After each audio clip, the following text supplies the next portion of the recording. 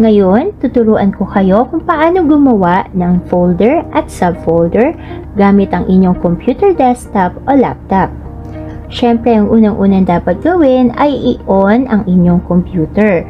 At ang operating system na aking gagamitin ay Windows 10. Okay, so let's start. Paano nga ba tayo gagawa ng folder dito? Number 1, siyempre, i-click natin ang Start button sa taskbar sa ibaba. Makikita ito sa kaliwang bahagi ng inyong desktop. Pagkatapos ito ay hanapin ang Documents. So, mga bata, ang Documents folder, dito rin kayo maaaring mag-save ng inyong mga files, no? Para maging maayos ang files ninyo sa inyong computer. So, para magawa ito, siyempre, gagawa tayo ng mga folder kung saan natin ilalagay ang mga files. So, gawa tayo ng folder. I-click lamang natin ang new folder na nasa itaas na bahagi ng inyong screen. Pagka-click po niyan, ay makakagawa ka na ng folder mo. Palitan natin yan ng pangalan at i-type po ninyo ang inyong buong pangalan. Halimbawa, Agatha B. Sabangan. Huwag kalimutan ilagay din ang inyong grade and section. Halimbawa, for Diamond. Once na matapos ka nang i-type ang buong pangalan, grade and section, ay pindutin po ang enter. So, ganyan na kadali mga bata. May sarili ka ng folder na pwede mong paglagyan o pagtaguan ng iyong mga files. Talo na yung mga important files ninyo sa pag-aaral, no? Sa iba't ibang subjects. Ayan. So, ang susunod natin gagawin mga bata ay gagawa tayo ng subfolder.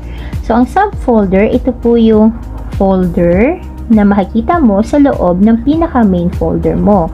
So, ibig sabihin, itong folder ni Agatha, maglalagay pa tayo ng mga folders sa loob niyan. At ito yung tinatawag natin na subfolders.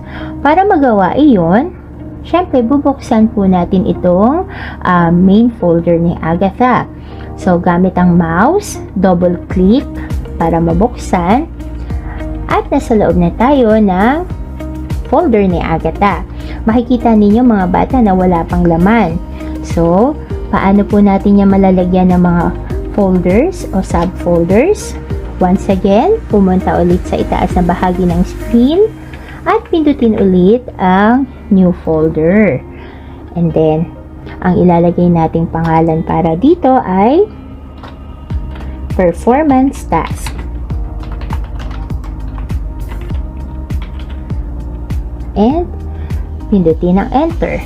So, makikita ninyo nakagawa ng bagong folder para sa performance task.